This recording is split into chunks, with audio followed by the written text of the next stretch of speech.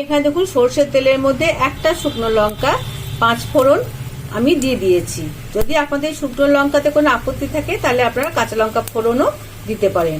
এবার আমি আগে থেকে কুচি করে কেটে রাখা আলু আর পেঁয়াজটা দিয়ে দিচ্ছি। এবার আমি আলু পেঁয়াজটা একটু সুন্দর করে নেড়ে নিচ্ছি। प्यार दीवाना होता है मस्ताना होता है। এরকমই গান করতে করতে রান্না করি, তাহলে কি হয় জানেন তো, মুডটা ভালো থাকে, রান্নাটাও খুব সুন্দর হয়। এই দেখুন নুন দিয়ে বেশ অনেকটা আমি নরম করে ফেলেছি শিম আর আলুটাকে। এবার আমি এর মধ্যে দিয়ে দেবো আগে থেকে ভালো করে ধুয়ে রাখা সজনে ফুলগুলো আমি এবারে ভালো করে দিয়ে দিয়েছি কড়াইয়ের মধ্যে। সবটা দিয়ে দিই, তারপরে ঘুরে আসছি। তারপর এবার সজনে ফুল দিয়েও আলু শিমটা খুব ভালো করে আমি মিশিয়ে নিচ্ছি। ফ্লেম কিন্তু আমরা একদমই বাড়াবো না, আমি মিডিল করেই আমি এটা সমানে নেড়ে যাচ্ছি। দেখুন খুব ভালো করে মিশে গেছে। এবার আমি এর মধ্যে দিয়ে দিচ্ছি স্বাদ মতো নুন। নুনটা যে যেমন খান সে সেরকম ভাবেই দেবেন। তো দেখুন বেশ সুন্দর হয়ে যাচ্ছে, শিম দিয়ে সব দিয়ে মাখা, এবং জলও দেখুন অনেকটাই জল ছেড়ে দিয়েছে। আর আমাদের এখানে কোনো জল দেওয়ার প্রয়োজন হবে না। এখানে একটুখানি হলুদ দিয়ে দিয়েছি। এবার এর মধ্যে আমি দিয়ে দিচ্ছি একটুখানি হিং দিলে টেস্ট কিন্তু খুব সুন্দর। আর আমি পুরোটা আরো সুন্দর করে মিশিয়ে নিচ্ছি।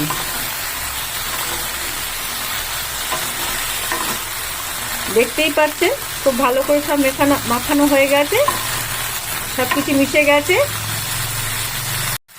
এবার আমি এটাকে একটা ঢাকা দিয়ে স্লো ফ্লেমে রেখে দিচ্ছি। এগুলোতে একটা ঢাকা দিয়ে দিয়েছি আর স্লো ফ্লেম করে দিয়েছি। এই ঢাকা চাপা দিয়ে পুরো রান্নাটা হবে। ফিরে আসছি আপনাদের কাছে আরো 5 মিনিট পর। হয়ে গেছে, আমি ঢাকাটা খুলে দিয়েছি। এরকম বেশ অনেকটা জল ছেড়ে দিয়েছে। এই জলেই কিন্তু সজনে ফুলটা সেদ্ধ হবে। আমি আবার এটাকে ঢাকা দিয়ে রেখে দিচ্ছি 5 মিনিট। এই দেখুন এটা মোটামুটি একটু ভাজা হয়ে এসছে সজনে ফুলটা।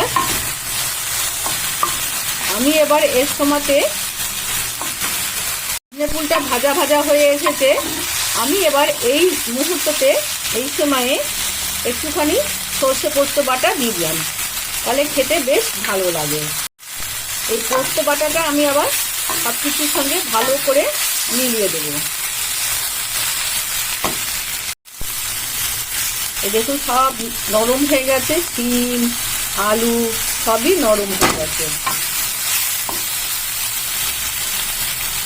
দেখুন সব নরম হয়ে গেছে।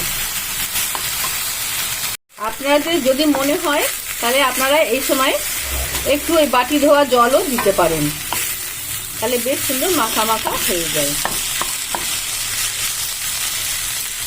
একদম শেষে আমি দিয়ে দিয়েছি একটুখানি হাফ চামচ পরিমাণ আদা বাটা দিয়ে আমি এটাকে খুব ভালো করে নেড়ে নিচ্ছি। জল শুকিয়ে আসুক, তারপরে আমি নামিয়ে দেখাচ্ছি আপনাদের। তো চলুন সঙ্গে থাকুন, দেখতে থাকুন। আমি এবার নামানোর আগে অল্প একটুখানি সর্ষের তেল দিয়ে দিচ্ছি, যেটা অপশনাল। যদি আপনারা চান দিতে পারেন, নাও দিতে পারেন, তবে আমি একটু দিই, তাহলে বেশ একটা ঝাঁঝালো গন্ধ বেরোয়। আমি একটু 5 মিনিট ঢেকে রাখলাম, তেলটা পুরোটাই অ্যাবজর্ব হয়ে যাক, তারপরে আমি আপনাদের কাছে আবার আসছি। রেডি আমার সজনে ফুলের চচ্চড়ি। দেখুন দেখতে কত সুন্দর হয়েছে, খেতে তো নিশ্চয়ই ভালো হবে। আর এই সময় সজনে ফুল খাওয়াটা খুবই দরকার এবং ভীষণ উপকারী আমাদের শরীরের জন্য, কারণ বসন্ত ঋতু আসন্ন প্রায়। এই সময়টাই সজনে ফুলটা খেতে পাওয়াও যায় এবং খেতেও খুব ভালো লাগে। আমার এই রান্নাটিকে আপনাদের কোথাও কিছু ভালো লেগে থাকে তাহলে প্লিজ লাইক, শেয়ার এবং কমেন্ট করে জানাবেন কেমন লাগছে আমার এই রান্নাটিকে, এবং সাবস্ক্রাইব করে পাশে রাখা বেল আইকনটিকে প্রেস করে দেবেন। তাহলে আমি যখনই কোনো এরকম রান্নার রেসিপি আনবো সবার আগে আপনার কাছেই নোটিফিকেশনটি পৌঁছাবে। ততক্ষণ আপনারা ভালো থাকুন বন্ধু, দেখা হচ্ছে আবার অন্য কোনো রেসিপির সাথে। টাটা।